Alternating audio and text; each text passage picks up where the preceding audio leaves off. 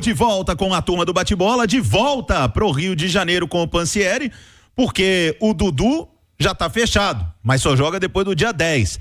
Amanhã tem um jogo contra o Vasco e sem o Matheus Pereira. É claro que o torcedor do Cruzeiro quer saber como é que esse time vai jogar amanhã, Pansi. E sem o Barreal. E sem o Arthur Gomes. Não é fácil não, viu, Léo? Ô, Léo, vou te falar uma coisa, viu? Não é fácil, não. E a gente tá aqui também em São Paulo daqui a pouco até para fazer essa chegada do Cruzeiro. Deixa eu fazer esse plantãozinho médico aqui do Cruzeiro, que é importante. Olha só, o Cruzeiro informa que o Barreal foi submetido a exames que já diagnosticaram estiramento no ligamento colateral medial do joelho esquerdo.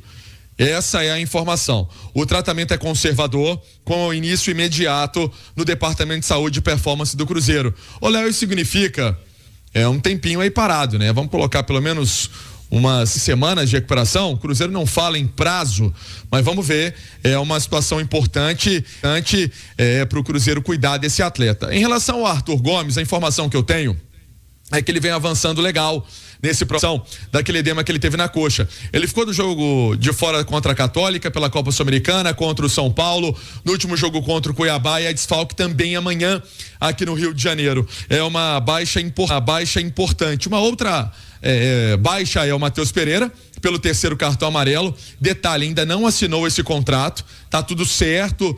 Teve confecção de contrato, detalhes sendo ajustados, mas ainda não assinou, vai ficar pro início da semana.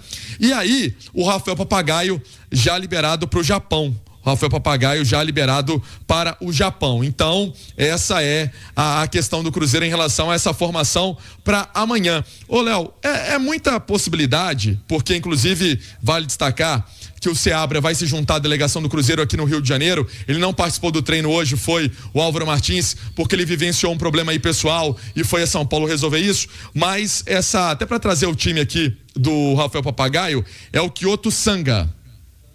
É o time aí do Papagaio. Mas aí o Álvaro Martins já tentando pensar esse Cruzeiro com algumas possibilidades. Eu vou trazer aqui, Léo, se você concorda. Anderson no gol, o William.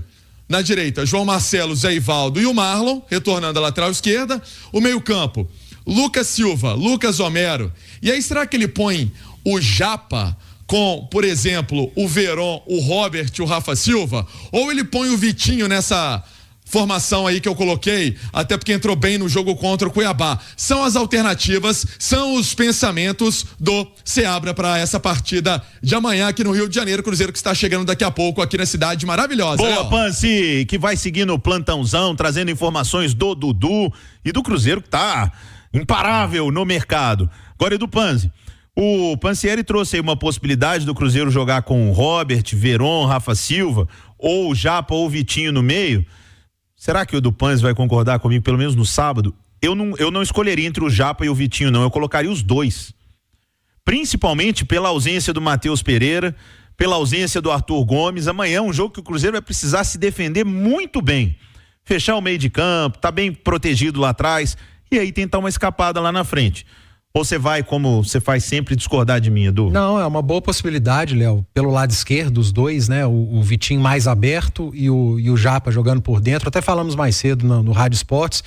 Eu acho que pelas ausências, o Seabra pode iniciar o jogo contra o Vasco com um desenho que ele terminou contra o Cuiabá, fazendo uma saída com 3 jogadores. Ao invés do Vidalba, ele vai ter o Marlon, e o Marlon faria pelo lado esquerdo, o Zé Ivaldo pelo lado direito. Você mantém seus 2 volantes, Romero e Lucas Silva, apesar do Lucas não está vivendo um bom momento, jogou muito mal. O Romero também jogou mal contra o Cuiabá, mas são os 2 titulares da posição. E aí, você não tendo Barreal e Matheus Pereira, Léo, você pode entrar assim com Japa e Vitinho. O Vitinho faria a ala pelo lado esquerdo, com o Japa fazendo um terceiro homem de meio, e 2 atacantes, o William, lógico, fazendo a ala pela direita, e 2 atacantes, o Rafa Silva e mais um, aí o Veron, o próprio Robert. Talvez o Veron se encaixasse melhor nesse desenho tático, e tá tendo uma sequência com o Seabra. O Vasco joga com 3 zagueiros também, explora muito o lado do campo com seus alas, com seus laterais. O Cruzeiro poderia espelhar o adversário, criar dificuldade, trazer desconforto para o Vasco e montar um desenho diferente por conta das ausências importantes que o Seabra tem, e que eu não me recordo do Cruzeiro sem o Matheus Pereira esse ano em jogos tão importantes, sem o Matheus e o Barreal. Vai ser uma novidade para a gente observar o comportamento da equipe sem o seu principal jogador.